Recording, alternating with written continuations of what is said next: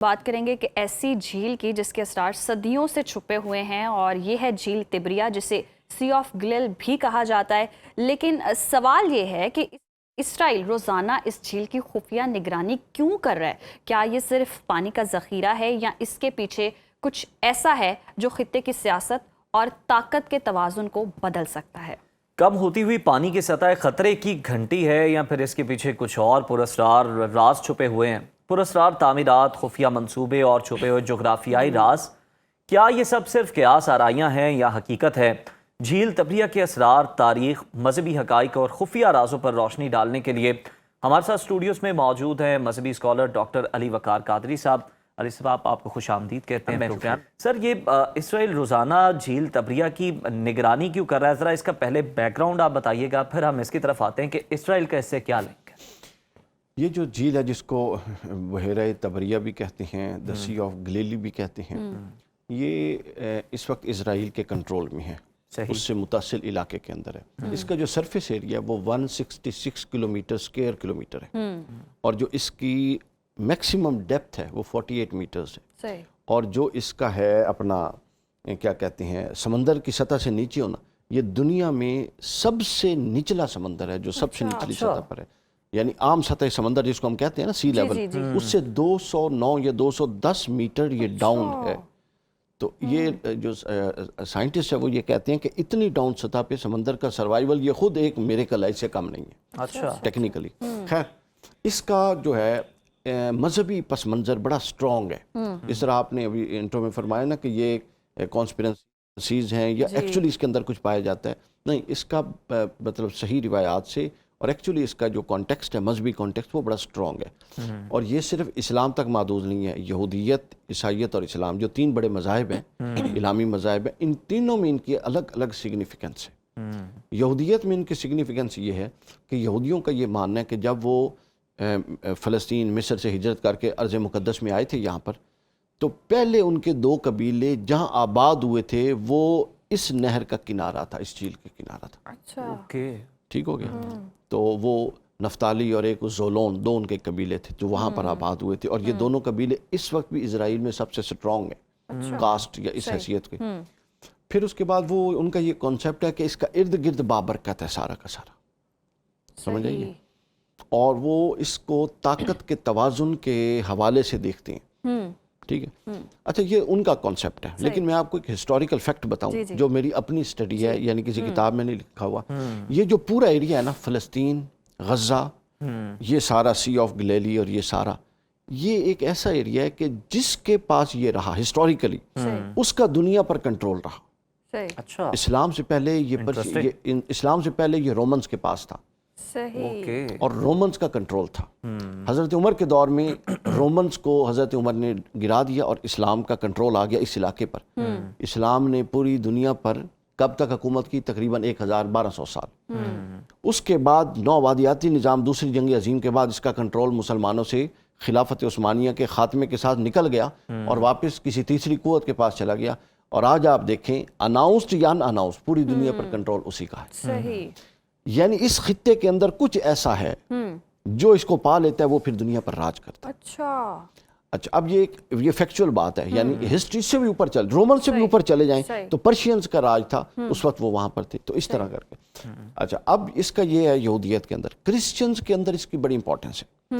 حضرت عیسیٰ علیہ السلام، موجودہ بائبل کے اندر اس کے حضرت عیسیٰ علیہ السلام کے بہت سارے معجزات ایسے ہیں جس کا ظہور اس نہر کے اندر ہوا۔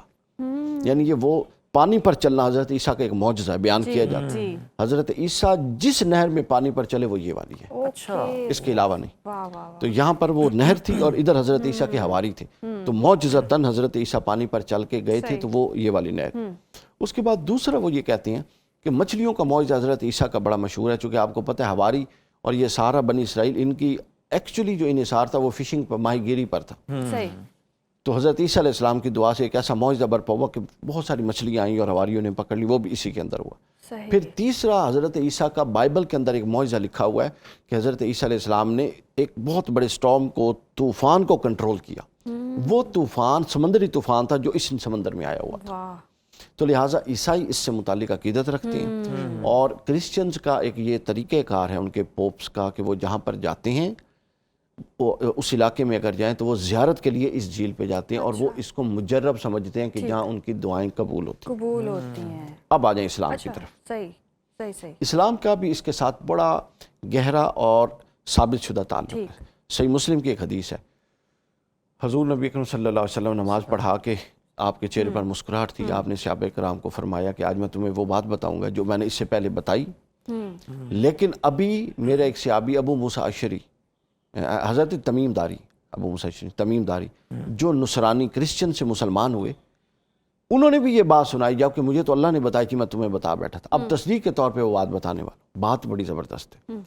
بات یہ وہ کہتی ہیں کہ حضرت تمیم داری نے مجھے بتایا کہ وہ ابھی کرسچن تھے تو اپنے 18-20 دوستوں کے ساتھ سمندری سفر پر جا رہے تھے تو طوفان میں پھنس گئے۔ ایک مہینہ 30 دن وہ طوفان میں پھنسے رہے اور کوئی راہ نہیں تھا، ایک رستہ جاتے تھے تو ادھر سے لہریں اٹھ جاتی، تو بالآخر انہوں نے جہاں کھڑے تھے اپنی جنوبی طرف ایک چھوٹا سا جزیرہ دیکھا۔ وہ کہتے ہیں بڑے خوش ہوئے، انہوں نے وہ کشتیوں کو اس طرح موڑا اور وہاں پر اتر گئے۔ جب اتر گئے تو وہ بڑے عجیب و غریب جزیرہ تھا، وہاں گئے تو ایک ایسی مخلوق کو دیکھا جو انسان نما تھی لیکن پورا جسم بالوں سے ڈھکا ہوا تھا، خوفناک تھی۔ تو انہوں نے اس کو پوچھا کہ تو کون ہے؟ تو اس نے کہا میں جاسوسا ہوں۔ جاسوسا۔ تو فلاں گرجے میں، اسی زمین پر گرجا تھا اس جزیرے میں، فلاں گرجے میں ایک شخص ہے جو تمہاری خبروں کا منتظر ہے، وہاں جاؤ۔ وہ کہتے ہیں ہم پر خوف بھی طاری ہوا لیکن اور آپشن بھی نہیں تھی، تو بھاگ کے ہم گرجے میں پہنچے۔ تو وہاں ایک شخص تھا جو عجیب و غریب ہیئت کا تھا، اس کے پاؤں اور ہاتھوں میں بیڑیاں تھیں اور بہت ہی طاقتور اور توانا تھا۔ قبل اس کے وہ کہتے ہیں کہ ہم کچھ پوچھتے، اس کا اتنا روب اور دبدبہ تھا ہم پر طاری ہوا کہ وہ جو پوچھتا گیا ہم نے اس کے جواب دیے۔ اس نے کہا مجھے بتاؤ شام میں ایک علاقہ ہے بیسان بستی ہے، اس میں کھجوروں کے درختوں نے کھجوریں دینی بند کر دی ہیں یا دے رہی ہیں؟ انہوں نے کہا جی ابھی دے رہی ہیں۔ اس شخص نے کہا ان قریب بند کر دیں گے۔ پھر اس نے کہا کہ شام میں ایک چشمہ ہے زغر، ٹھیک، کیا وہ ابھی اپنے نواحی علاقوں کو پانی سے سیراب کر رہا ہے یا اس کا پانی خشک ہو چکا ہے؟ انہوں نے کہا نہیں ابھی کر رہا ہے۔ اس نے کہا ان قریب خشک ہو جائے گا۔ خشک ہو جائے گا۔ پھر اس نے کہا اچھا یہ بتاؤ بحیرہ تبریہ کا پانی خشک ہو گیا ہے یا ابھی موجود ہے؟ انہوں نے کہا ابھی موجود ہے، ہم تو اسی سے نکل کے آئے۔ تو اس نے کہا ان قریب یہ بھی خشک ہو جائے۔ پھر اس نے کہا اچھا بتاؤ نبی خاتم کی کیا بات ہے؟ اس نے کہا جی وہ آ گئے ہیں، ایک نبی ہیں عرب میں آئے ہیں، چونکہ یہ خود اس وقت مسلمان نہیں تھے، انہوں نے اعلان کر دیا۔ تو وہ کہتے ہیں اس بات پر وہ خوش ہوا اور کودا اچھلے، کہتا اب میرا وقت قریب آ گیا ہے نکلنے کا۔ انہوں نے کہا تو نے سارا کچھ ہم سے پوچھ لیا، ہمیں بھی بتا۔ تو اس نے اپنا تعارف کرایا، میرا نام مسیح الدجال ہے، میں دجال ہوں، اللہ تعالیٰ نے مجھے یہاں قید کر کے رکھا ہوا ہے اور میرا وقت نبی آخر زمان کے وقت کے ساتھ جڑا ہوا تھا۔ اب وہ آئے ہیں تو میں اس لیے خوش ہوا ہوں کہ اب میرے نکلنے کا دور قریب ہے، میں نکلوں گا، ٹھیک ہے، اور میں نکل کے پوری دنیا کا 40 دن میں چکر لگاؤں گا، ہر شہر میں جاؤں گا، لوگوں پر ایک فتنہ برپا کروں گا، سوائے مکہ اور مدینہ کے وہاں ملائکہ مجھے نہیں جانے دیں گے۔ تو یہ اس نے یہ پورا پس منظر بتایا۔ پھر دوسرا بحیرہ تبریہ کا صحیح مسلم ہی کی ایک اور حدیث میں ذکر ہے، یاجوج اور ماجوج کے تناظر، اچھا، کہ جب حضور صلی اللہ علیہ وسلم نے فرمایا یاجوج ماجوج نکلیں گے، دنیا میں تباہی مچاتے آئیں گے، ان کے رستے میں یہ سمندر آئے گا، جھیل آئے گی بحیرہ تبریہ، تو وہ اس کا پانی وہ اتنی مطلب ہولناک اور خوفناک مخلوق ہوگی، لوگوں کو مار دیں گے اور سمندروں کا پانی اس کا پانی پی جائیں گے، حتیٰ کہ یوں یہ زمین خشک ہو جائے گی کہ پیچھے آنے والے کہیں گے یہاں تو جھیل تھی وہ کدھر گئی، ٹھیک ہے۔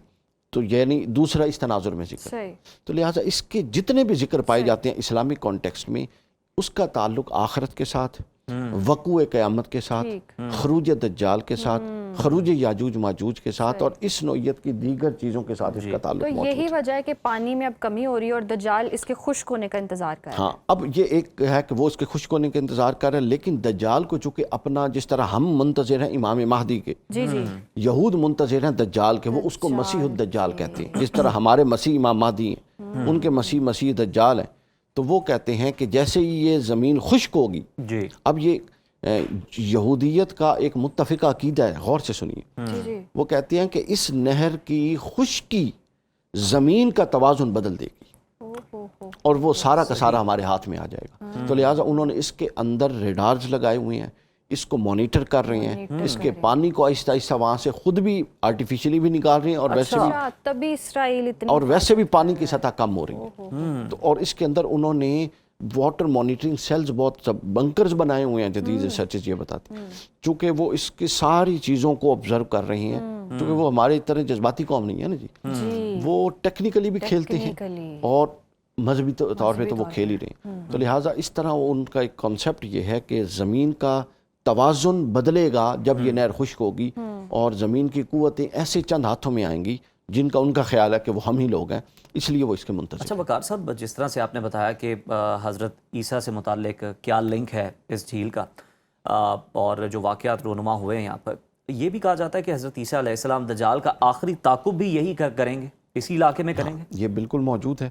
حضرت عیسیٰ علیہ السلام جب اتریں گے سفید مینار پر، وہ دمشق میں ہوگا، شام میں۔ اس کے بعد حضرت عیسیٰ علیہ السلام دجال کی تعاقب میں اور اس کی تلاش میں جہاں جہاں خبر ملے گی وہاں پر یعنی خود تشریف لائیں گے، ڈھونڈیں گے اسے، اور یہ بعض جگہوں پر موجود ہے کہ ان کے درمیان جو مارکا ہے وہ اس نہر کے اوپر بحیرہ تبریہ کے یا اس کے قریب واقع ہوگا، چونکہ دجال نے یہیں سے نکلنا ہے اور حضرت عیسیٰ نے یہیں پر اٹیمپٹ کرنی ہے، تو درمیان میں کسی بھی جگہ پہ ان کا مقابلہ ہو سکتا ہے۔ صحیح۔ اچھا قاری صاحب، ہم دیکھتے ہیں کہ نبی پاک صلی اللہ علیہ وسلم نے بھی اس حوالے سے خبردار کی ہے، تو اس کا عملی مطلب کیا ہے؟ دیکھیں، اس کا مطلب انٹیمیٹ کرنا ہوتا ہے، ہمیشہ اشارے کرنا ہوتا ہے۔ مثلا حضور نے فرمایا میں اور قیامت یوں ہے، یعنی اب تم تیار ہو جاؤ۔ پھر اس کے بعد فرمایا یہ چھوٹی چھوٹی علامات ہوں گی جس کے اندر یہ ٹائم کا سکڑنا ہے جس پر ہم بات کر رہے تھے، پھر بڑی علامات ہوں گی، بڑی علامات میں پہلی امام مہدی کا آنا ہے، دوسری دجال کا آنا ہے، تیسری یاجوج ماجوج۔ وہ بڑی علامات کے بعد تو آپ سمجھنے بالکل ہی ٹائم شارٹ ہو جائے گا نا، لیکن یہ جو علامات ہیں یہ ہمیں انٹیمیٹ کرتی ہیں۔ اب دیکھیں، اگلے دن مجھ سے کوئی پوچھ رہا تھا کہ امام مہدی کب آئیں گے، اس کا کوئی اشارہ حدیث میں موجود ہے؟ تو میں نے بتایا بالکل موجود ہے، بہت ساری حدیث میں موجود۔ حضرت امام مہدی آئیں گے 1000ویں سال پر 2 صدیاں گزر جائیں گے، یعنی اس وقت کتنا ہے، 1450 کے قریب ہے جی، 1000 گزر چکا ہے اور اس پر 4 صدیاں گزر چکی ہیں، لہٰذا ابھی 600-650 سال امام مہدی کے آنے کا کوئی امکان نہیں۔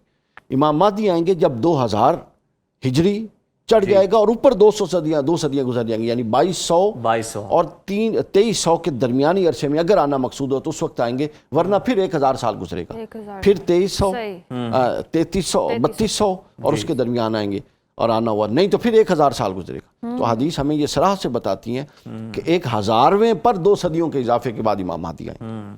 اچھا قادری صاحب، لاسٹلی یہ بھی بتا دیں کہ یہ جو آپ بتا رہے ہیں کہ پانی کی سطح بھی کم ہو رہی ہے اس جھیل تبریہ کی، اور اسرائیل خود بھی اس میں سے پانی جو ہے وہ نکال رہا ہے اور اس کو مانیٹر بھی کر رہا ہے، مطلب جو خطہ ہے یا آس پاس کے علاقے ہیں انہیں اس کی پانی کی کمی کا کس طرح سے پتہ چلے گا؟ کیا کوئی ایسے اسپیسیفک اثرات ہوں گے جو پورے خطے پہ مرتب ہوں گے یا ارد گرد کے علاقوں پہ، جس سے لوگوں کو بھی معلوم ہونا شروع ہو جائے؟ پہلی بات تو یہ ہے کہ انہوں نے اس کو ملٹری زون اناؤنس کیا ہوا ہے، آپ کون تصور بھی نہیں کر سکتے وہاں پر پرندہ بھی پر نہیں مار سکتا۔ اچھا، اتنی سیکیورٹی؟ ہاں، سیکیورٹی کا یہ عالم ہے، سمجھ آئیے، یعنی وہ ملٹری زون ہے، اناؤنسڈ آفیشیلی ملٹری زون ہے، یعنی میں نہیں کہہ رہا۔ اوکے، آپ ویب سائٹ پہ جا کے اس ایریا کو سرچ کریں کہ اور چیک کریں کہ کیا یہ وزٹنگ کے لیے اویلیبل ہے، تو وہ بتائیں گے نو گو ایریا، ریڈ زون ہے، اور اس کو ملٹری زون ڈکلیئر کیا ہوا ہے۔ صحیح، پہلی بات۔ دوسری بات یہ ہے کہ اس کے توازن کے اثر، اس کو جب یہ خشک ہوگی نا تو ان کا یہ کہنا ہے کہ وہ بہت ساری اٹیمپٹ کرنے کے لیے بیٹھے ہوئے ہیں انتظار میں، جس میں ایک ہے ریڈ ہائفر ان کے کانسیپٹ کے اندر، جی ٹھیک ہو گیا، یعنی وہ ایک زرد رنگ کی گائے ہوگی، وہ ذبح کریں گے۔ پھر اس کے بعد ہے ریکنسٹرکشن آف 3rd ٹیمپل، وہ اس کو یروشلم کو دوبارہ تعمیر کریں گے، ہیکل سلیمانی کو۔ اور تیسرا بحیرہ تبریہ کی خشکی۔ تو 3 کام وہ کہتے ہیں جب اکٹھے ہوں گے تو اس کے بعد دنیا کا توازن ہمارے ہاتھ اس طرح بدلے گا کہ ہر فیصلہ ہماری ہاں میں ہوگا، اور ہر نہ دنیا میں جو ہم نہ کریں گے وہ نہ کنسیڈر کی جائے گی۔ تو اس کے بعد پھر وہ کہتے ہیں کہ یعنی ان چیزوں کے اس کے ساتھ ہے، جب یہ ہوں گی تو پھر ظاہر ہے پوری دنیا، اور ہم آبزرو کر رہے ہیں اور اپنی آنکھوں سے دیکھ رہے ہیں کہ یہ سب کچھ ہونے جا رہا ہے۔ بالکل، بڑا انٹرسٹنگ ٹاپک تھا وقار قادری صاحب، اور بڑے اچھے طریقے سے، بڑے جامع طریقے سے آپ نے رہنمائی کی، دنیاوی اعتبار سے، دینی اعتبار سے۔ ریڈ ہائفر کا 3rd ٹیمپل کا تو لوگوں نے بڑا تذکرہ سنا تھا، لیکن اس کا بڑا سنا تھا، اور یقیناً ہم سمیت آپ سب کی معلومات میں بھی اضافہ ہوا ہوگا۔